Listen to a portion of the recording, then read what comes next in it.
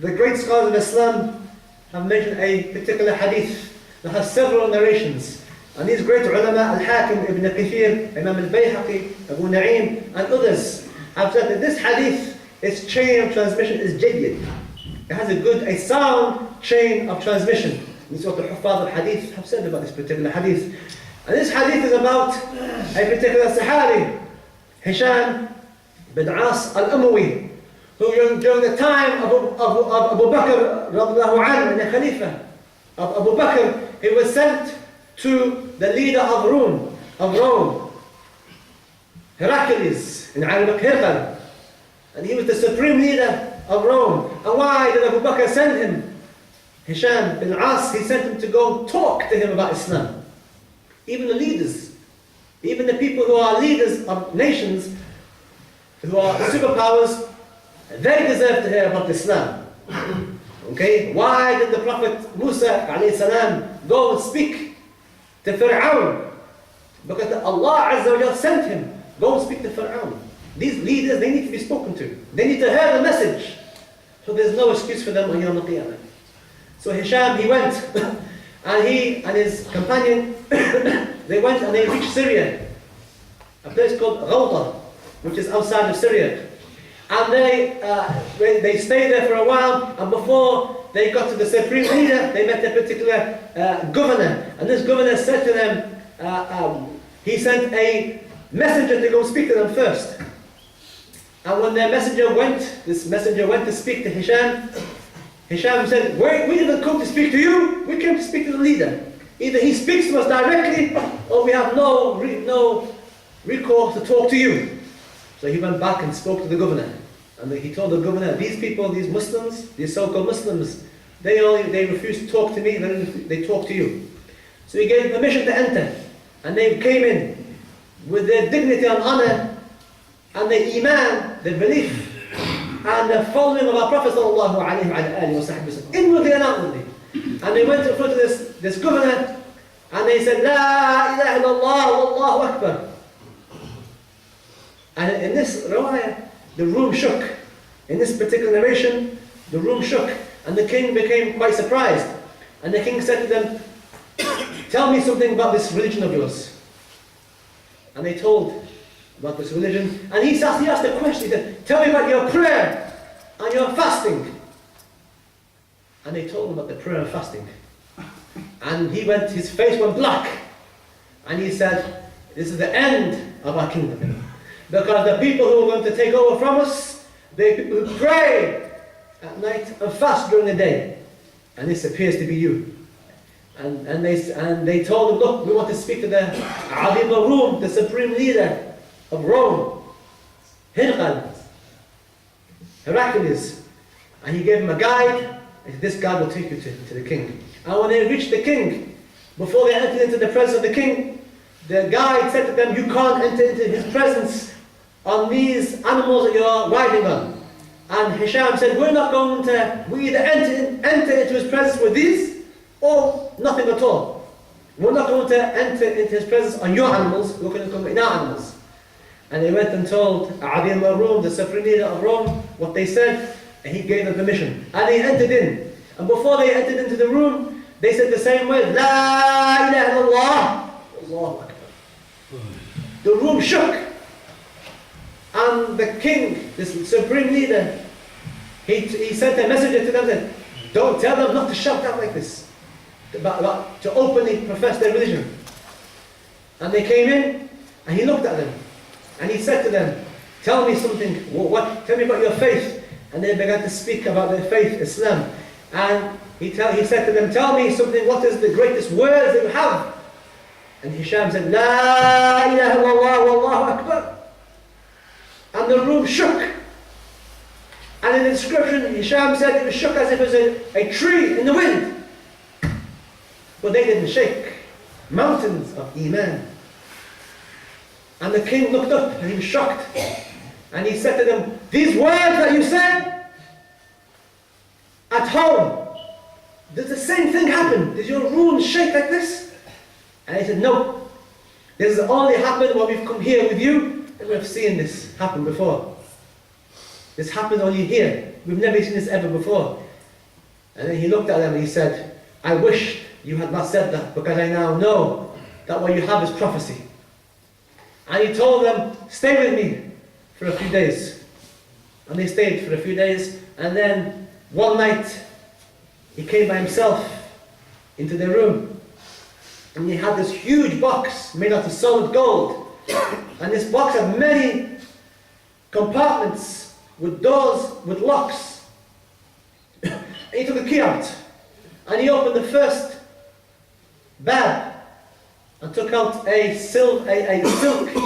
black silk cloth, and he unrolled it in front of them, and it was a picture of a beautiful man who had redness in complexion and had no beard. And the king said to the Muslims, to Hisham, do you know who this is? And Hisham said, no. He said, this is Adam alayhi salam. Then he opened another compartment and took out another piece of silk cloth, and he said, do you know who this is? And they say he looked at it, and there's a beautiful man with a beautiful beard, white in complexion. And he said, no, we don't know who this is. And he said, this is the Prophet Nuh alayhi salam. This is the Prophet Nuh alayhi salam. Then he took out another piece of cloth, and he unrolled it in front of them. And it was a picture of a beautiful man. And he said to them, do you know who this is? And he said, no. And this is Ibrahim alayhi salam. And he continued to show them portraits of prophet after prophet after prophet, and no doubt that diagrams and paintings and these type of things was permissible at that time in previous ummah. However, in Islam, it's forbidden. So let's not get confused about this. And he kept on taking Ibrahim, Musa, Dawood, Sulaiman, portrait after portrait after portrait. And then finally he took out the last compartment. He opened it, took a key out, opened the lock, opened the door, and took out this roll of silk and unraveled it. And as it unraveled, Hisham and the Sahaba, they looked at a picture and they began to cry. And the king said, why are you crying? And he began to cry and cry. Why are you crying? He said, this is our Prophet Muhammad sallallahu alayhi wa sallam. This is him. And the king then picked it up, and it's a description and a portrait. And he said to them, this description, is this him? And they looked, they read the description. No, this is him. This is him. And he looked at it, he picked it up and looked at it, and kept on looking at it. And then he said, and in one narration, there was a portrait of a man behind the Prophet sallallahu alayhi wa sallam, as Imam al-Bayhaqi mentions in his Dalal al-Nabuwah. And the king said, who is this man behind? Because there's no prophet after the Prophet Muhammad. He's the last one. Not here we have, but he's the last compartment. And he's the last prophet.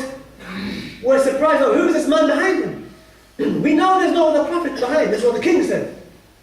And when they looked carefully, they said, La ilaha illallah, Muhammadan Rasulullah sallallahu alayhi wa sallam. That's Abu Bakr. That's Abu Bakr radiallahu anhu. And he became surprised, and he looked at it, and he said, yeah, this has to be a prophet. This has to be a prophecy. However, he said, give me time, let me think about this, and if I find myself strong enough to take this religion, I'll become Muslim. And they went back, and he gave them a lot of money and presents, and they went back to Abu Bakr radiallahu anhu, and they told Abu Bakr about what had happened. They told Abu Bakr, and Abu Bakr told them that the Prophet sallallahu alayhi wa sallam has promised that these lands are going to become Muslim. And Abu Bakr began to cry, and he said, I wish that he would have become Muslim. I wished he would have become Muslim, because what proof does he need? And Allah Ta'ala a'lam if he became Muslim or not. However, several things we take from this. First thing is that our Prophet Muhammad sallallahu alayhi wa sallam has been mentioned in previous scriptures. They know his description better than they know themselves. That's number one. And number two, the king asked them, tell me about your salah. Tell me about your fasting. And in one narration, he explains why. He says, because that the people who are going to take over my kingdom, they're people who pray at night and fast during the day. These are the people that are going to take over. These are the people of prophecy. So we ask ourselves, how is your salah? How is your fasting? And Ramadan, 4 months left for Ramadan. We'll talk about Ramadan at another time, but how is your salah? The early Muslims, when they said, La ilaha illallah wallahu akbar, ruled with shirk. And if I was to pick up this piece of paper and told everybody in the masjid, say La ilaha illallah wallahu akbar, I don't think the piece of paper in my hand would give a move. You want to see how far the Muslims have fallen. And towards at the time when the armies of the Al-Mahdi and the Hadith Sahih, when they reached the walls of Constantinople, Constantine, the armies of the Mahdi are going to say, La Allahu Akbar, or La ilaha illallah, or Takbir. And the walls of Constantinople are going to crush, are going to fall down with Takbir. We'll see, where are we? And where are the Sahaba and where are the people at the end of time who are going to open up the lands? How are your salah? How is the Salatul Fajr? On time? How many of you prayed Fajr on time? How many didn't bother to wake up for Fajr? How many of you turned the alarm clock and went back to sleep? How many maybe sitting here haven't even prayed Fajr? And then we wonder why our countries, Syria, Palestine, Iraq, Afghanistan, we wonder why these things happen. Why should Allah Azza wa Jalla answer our dua? What for? You're not praying on time. You're doing all the haram. Your children are like, sometimes even worse. Doing worse things. 11% of the prison population are Muslim. We only make up 1% of the population. Outside the prison. And in prison, 11%. A tenth of the prison population is Muslim. What's going on? Our youth, our daughters. When subhanAllah, they had a few months ago, they arrested the major drug dealers in the city.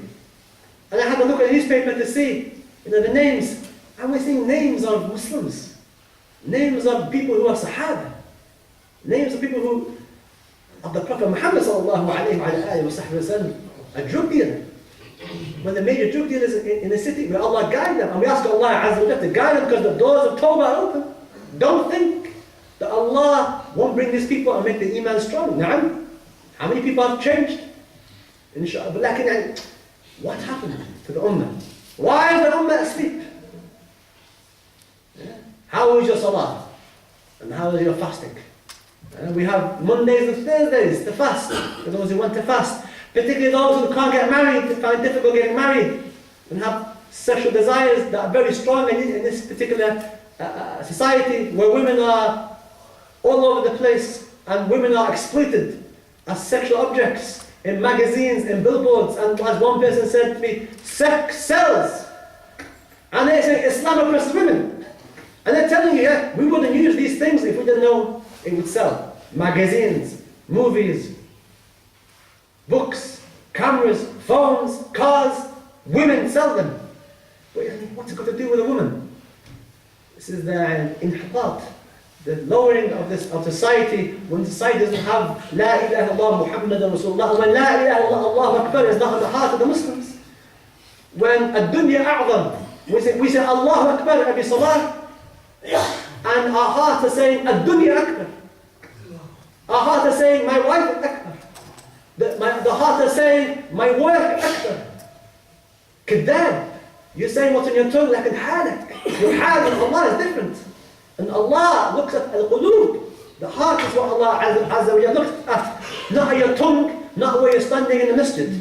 Not what's coming out your mouth. Where's the heart? If the hearts are connected, like Hisham ibn As and the great armies of the Mahdi towards the end of time, when they say La ilaha illallah or Allahu Akbar, things, the dunya becomes affected by these words. Because the dunya and everything in it is on our side. All we need us to be with ourselves and us to be on time in our prayer and to pray with our hearts connected. Not just lip service, not knowing what we're saying, the hearts to know, to worship Allah. In your sujood, you're closer to Allah than any other place in the Hadith Sahih. So these are things we need to think about, inshallah. Think about the khutbah. Think about what the Imam's trying to say to you. Think about what you can benefit. Think about what you're going to leave this message with.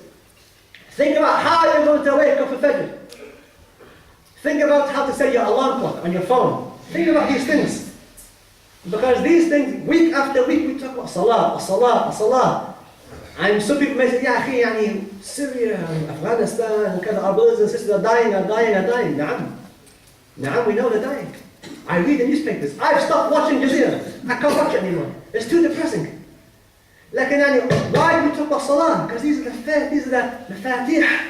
If our salah is not right, if our hearts aren't correct, if we're not looking after our children, if we're not fasting, if we're not lowering our gaze, if we're doing everything Allah told us not to do, and not doing what Allah told us to do, then when we come to ask, أخوانا في سوريا, أخوانا في أفغانستان, أخوانا في فلسطين, أخوانا كذا وكذا, and the list goes on. And this plane has disappeared now. Well, these are Muslim brothers from Malaysia. The list goes on. And our salah, Fajr, disappears.